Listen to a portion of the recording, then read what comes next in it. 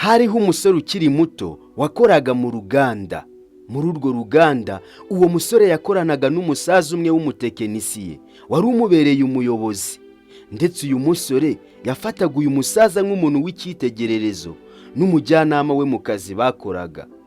Uwo musaza yari yarigishije uyu musore muto ko igihe cyose uyu musore agomba kwirinda amagambo menshi mu kazi, ahubwo ibikorwa bikaruta amagambo.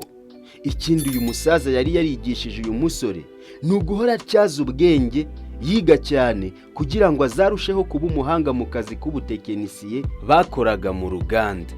Igihe cyaje kugera nyuma y'imyaka 10, wa musaza aza kujya mu kiruhuko cy'izabukuru, wa musore asigara mu mwanya w'umusaza nk'umutekinisiye w'uruganda. Iki gihe uyu musore yakomeje gukora umurimo we n'umuhate mwinshi, akorana umwete n'ubuhanga